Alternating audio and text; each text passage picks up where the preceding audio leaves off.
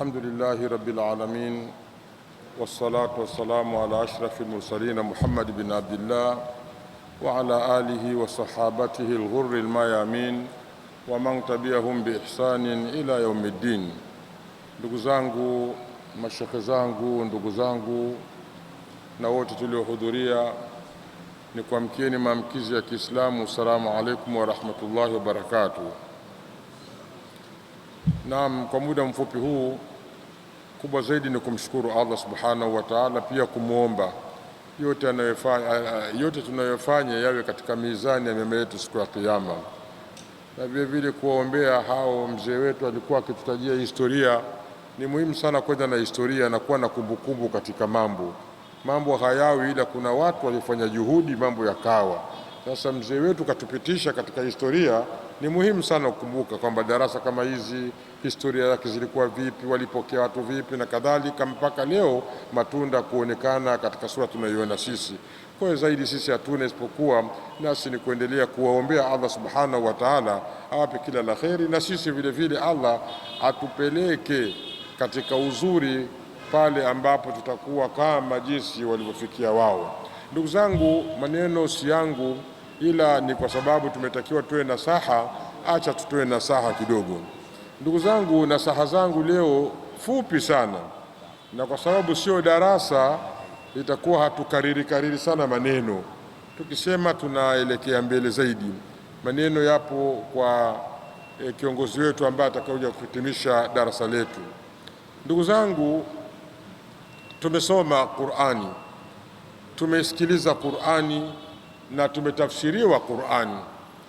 Yote haya yaliyofanyika haya, maana yake ni kwamba huu ni mwezi wa Qur'ani, na katika huu mwezi wa Qur'ani ndio maana Qur'ani ilifanywa hivyo na tumeshuhudia hivyo. Sasa kwa maana hiyo hii Qur'ani kusomwa na kutafsiriwa, kwa kuna maana nyingi ambazo zipo zinazotarajiwa, na leo hii tunahusiana ili tuweze kutoka na kile ambacho kilichopatikana katika sura iliyokuwa bora ya kiutekelezaji, si maneno zaidi bali ni utekelezaji. Ndugu zangu katika kiimani, kineno chetu hichi tukiite kwamba anwani yake ni madhahirul muttaqin, dalili za wanawazuoni au alama za wanawazuoni, ili kila mmoja atoke hapa kwa mujibu wa darasa letu lote hili tulilopata hapa mpaka kufikia leo, atoke na dalili ambazo mwenyewe atakuwa anajaribu kujipima. Si vibaya mtu kujipima, si vibaya. Kwa kioo kujitazama si vibaya, unajipima tu, unaangalia kwamba kidogo ninaelekea ama vipi.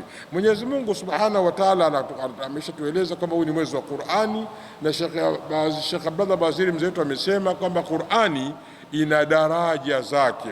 Daraja za Qur'ani, kuna daraja ya mwanzo kabisa ambayo ni kuisoma Qur'ani. Daraja ya mwanzo kabisa Qur'ani ni kuisoma, lakini baada ya kusoma Qur'ani inakuwa daraja ya pili kuihifadhi Qur'ani.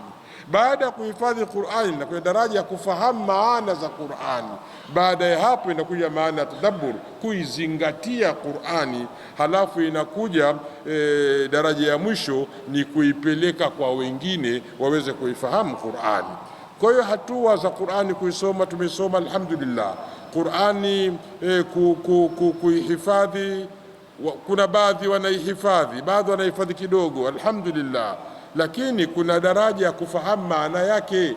Daraja ya kufahamu maana yake tumeshuhudia hapa mwezi mzima hapa, na sehemu nyingine mashekhe mbalimbali wanakuja, walimu, maustadhi na kadhalika, wanakuja kuifasiri Qur'ani. Kwa hiyo tumefasiri Qur'an. Hiyo ni daraja ya kuifahamu maana za Qur'an. Lakini sasa hapo ndipo panakuja pazito ni tadabbur, kuizingatia. Sasa hiyo kuzingatia ndio mimi nataka kidogo nipite kidogo hapo insha Allahu taala. Ndugu zangu katika imani, mazungumzo yetu ya leo katika kuizingatia Qur'ani, tutakuwa na hadithi hizi, aya kama mbili tu za msingi, alafu na hadithi moja ya Mtume sallallahu alaihi wasallam.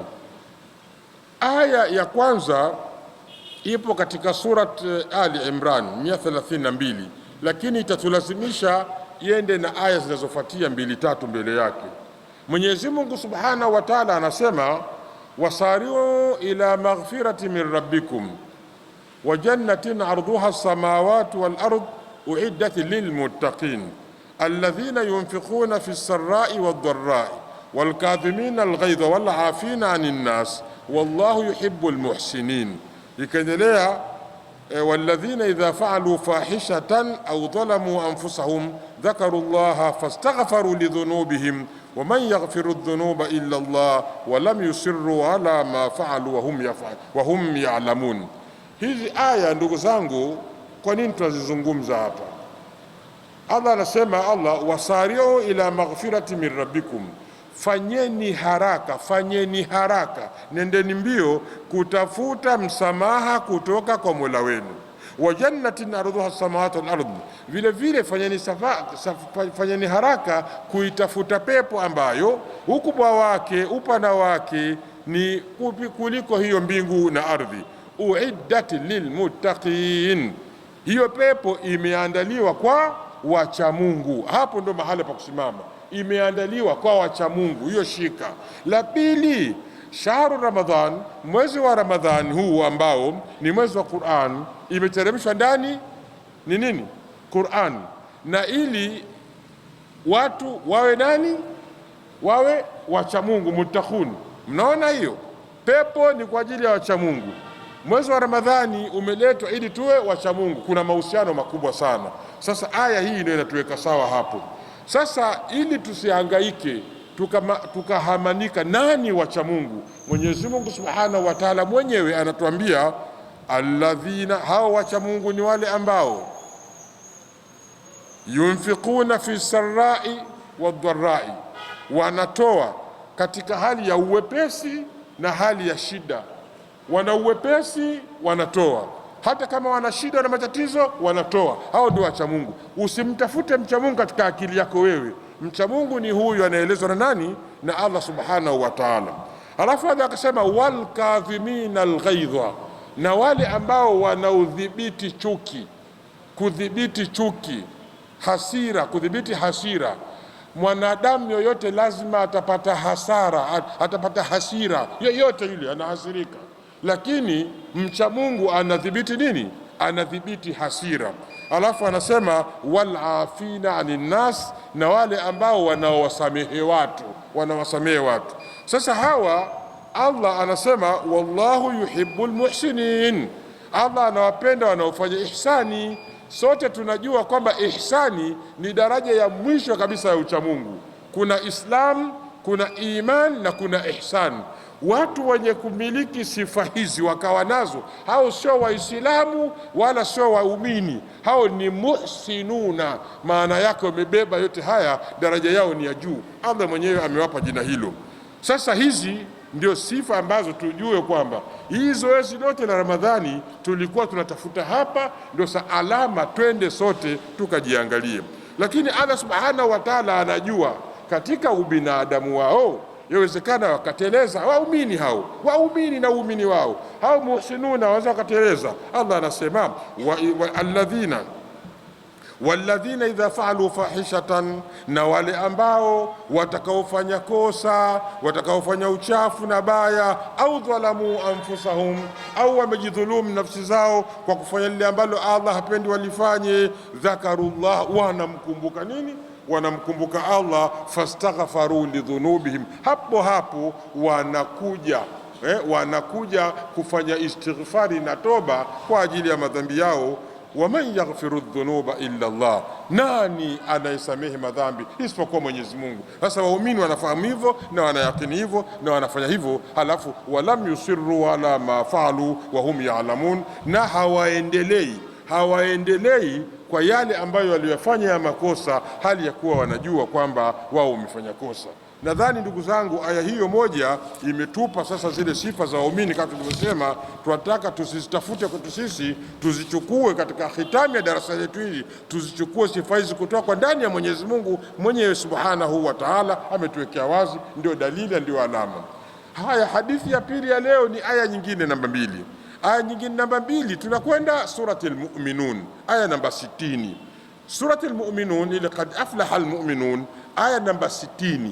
Mwenyezi Mungu anasema hivi, walladhina yu'tuna ma atau, wa qulubuhum wajilatun annahum ila rabbihim rajiun, na wale ambao wanaoleta hayo wanayoyaleta na wale ambao wanaifanya hayo wanayoyafanya, hali ya kuwa nyoyo zao zina hofu na kuogopa kwamba wao watarejeshwa kwa Mwenyezi Mungu Subhanahu wa Ta'ala. Hao watu hao, yani maana yake hao watu hao sasa si ndio namna gani? Ndio wacha Mungu au ndio nani? Sasa tuangalie mama Aisha, mke wa Mtume sallallahu alaihi wasallam.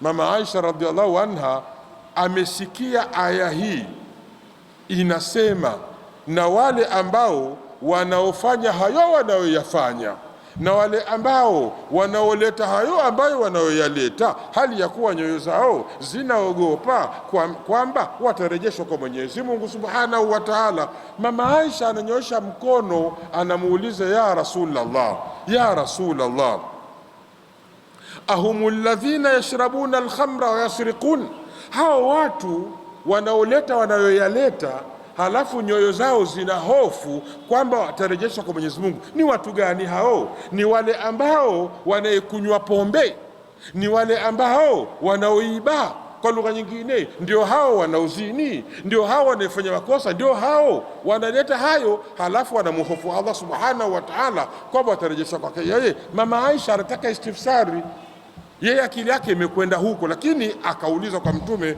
sallallahu alaihi wasallam. Faqala an-nabiy sallallahu alaihi wasallam, la ya bint as-siddiq, yani alimuita katika jina lile la mapenzi, jina la mapenzi. Mkewe alimuita katika jina la mapenzi, la ya bint as-siddiq, sio unavyofikiria wewe, mtoto wa Siddiq, mke wangu wewe, mama waumini, mtoto wa Siddiq Abubakar Siddiq.